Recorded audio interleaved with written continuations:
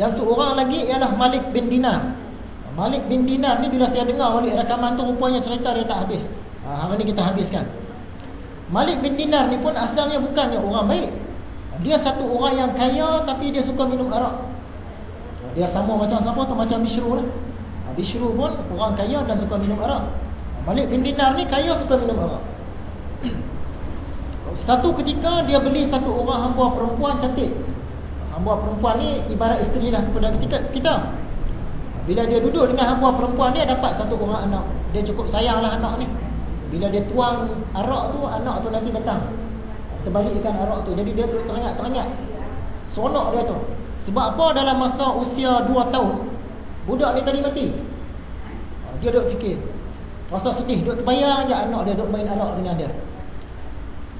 Cerita kita setakat tu minggu lepas. Ni nak sambung. Satu malam, dalam keadaan dia tengah mabuk-mabuk tu, dia mimpi. Dalam mimpi dia tu, dia nampak penghuni kubur ni semua bangun. Macam hari kiamat lah. Semua orang bangun. Dah bangun semua daripada kubur masing-masing, berkumpul setempat. Tengah-tengah berkumpul tu, tiba-tiba dia nampak ada satu ekor raksasa, naga. Naga ni kan terkam kat dia. Dia takut, dia pun lari.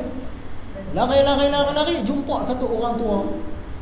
Orang tua ni jernih muka, wangi, berpakaian serba putih. Kata, "Pakcik, tolong saya. Ada naga kejar saya tu." Dia kata, "Aku tak boleh nak tolong kamu sebab aku pun lemah. Kamu larilah pergi kat bukit." Dia pun lari pergi naik atas bukit. Yang naga ni tadi rupanya duduk kepung dia. Kejar dia tu, duduk kepung dia supaya dia masuk dalam neraka. Orang tua ni nasihatkan lari pergi atas bukit. Selamatlah dia sampai atas bukit. Bila sampai ke atas bukit tu, dia minta tolong di sana lah. Jadi orang di atas bukit tu pun bagi tahu, ada tak siapa-siapa sini nak tolong orang ni? Tiba-tiba keluar satu orang budak. Budak ni anak dia tu, yang mati tu. Budak ni datang dalam keadaan ada sayap.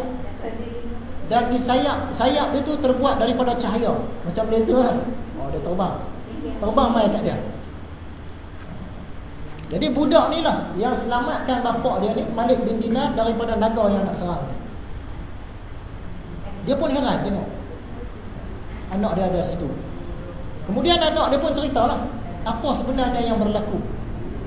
Yang naga tu tadi, rupa-rupanya segala amal perbuatan yang jahat yang Malik bin Dinar buat selama hari ini. Amal jahat inilah yang duk mengejar dia supaya hantar dia ke dalam neraka. Amal jahat dia tu banyak sangat, sampai akan jadi bentuk naga dan sangat kuat. Dia tak boleh nak lawan dan dia terpaksa lari.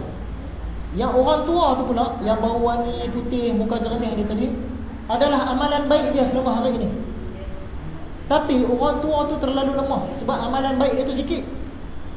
Menyebabkan orang tua tu kata, "Aku tak boleh nak tolong kamu." Sebab tu bila naga tu datang, orang tua tu kata, "Kamu larilah, tak boleh nak tolong." Jadi perumpamaan dia ni, seandainya amal-amal baik kita tu banyak, mungkin dia jadi satu orang yang berpuasa. Amal jahat kita tu sikit, mungkin jadi cacingnya, kecil je kan. Bila main kat kita pijak. Tapi bila amal jahat kita tu banyak, dia jadi macam naga. Amal baik kita sikit, dia tak boleh nak tolong kita. Itulah yang berlaku kepada Malik bin Dinar. Bila dia jaga daripada tidur tu, dia mulalah cari tok guru, belajar, beruzlah, berhalwat apa semua. Sampailah dia pun jadi satu orang wali Allah.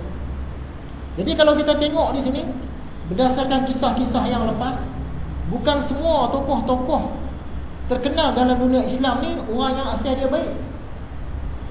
Hasan Al-Basri asal dia baik lah. Dia peniaga mutiara. Sufyan tu orang baik lah. Sahal pun orang baik. Tapi macam Bishru Al-Hafi, asal dia pemabuk. Ibrahim bin Adham, asal dia raja yang tak ingat, dia lalai. Fudail, asal dia ketua perompak. Malik bin Dinar, asal dia orang kaya, suka minum arak. Tapi Tuhan pilih mereka ni jadi orang baik.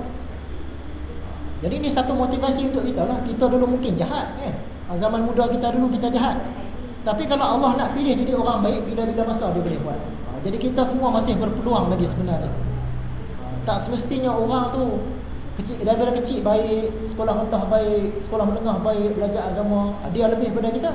Kadang-kadang kita lebih daripada dia lagi bila Tuhan pilih. Jadi nampaknya Setakat itu kita punya ulang kaji. Sampailah kita nak masuk pengajian hari ini.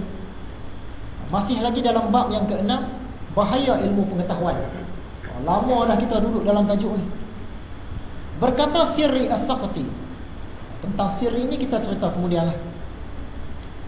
Ada seorang laki-laki mengasingkan diri pergi beribadah, di mana tadinya, sebelumnya amat rajin mempelajari ilmu zahir. Maka aku bertanya kepadanya, lalu dia menjawab, saya bermimpi berjumpa orang yang mengatakan kepada aku, berapa banyak engkau menyia-nyiakan ilmu, maka sebanyak itu pula lah engkau disia-siakan oleh Allah. Aku menjawab bahawa aku memelihara ilmu itu. Maka berkata orang yang dalam mimpi tadi, memeliharakan ilmu ialah mengamalkan ilmu itu. Maka aku tinggalkan belajar dan pergi beramal. Dia nak cerita orang ni dia cukup rajin belajar, ilmu-ilmu keduniaan, ilmu-ilmu akhirat, ilmu agama ni rajin belajar, tapi dia tak amal. Dia duk tumpu belajar je kan. Dia rasakan dengan dia tumpu belajar tu dia dah menjaga ilmu. Tapi sebenarnya kalau dia belajar dan dia amal, yang itulah baru dikatakan memelihara ilmu.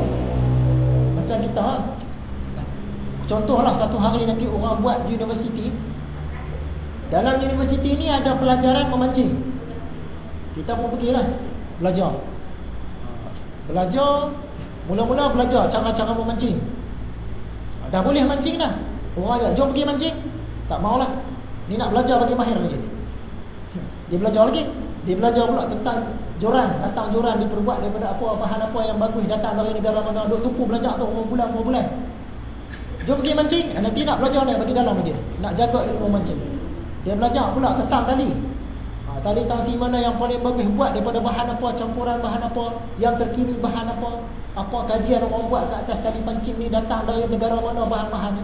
Dia kaji pula berapa bulan. Orang ajak lagi, jom pergi mancing. Nanti nak pelihara ilmu ni.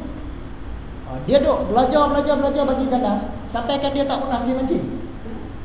Yang tu yang rugi tadi. Sepatutnya sambil dia belajar tu dia mancing lah. Barulah dia memelihara ilmu mancing. Esok ni dia memang banyak ilmu pasal memancing. Dia boleh cerita pasal batu ladung tu. Sehari semalam boleh cerita. Dia hurai batu ladung tu apa benda, isi-isi dia semua kan. Dari sudut sains, dari sudut geografi, dari sudut sejarah. Tapi bila memancing dia tak boleh dapat ikan. Sebab dia tak pernah pergi. Itu yang kata tadi. Dia orang ni mensia-siakan ilmu.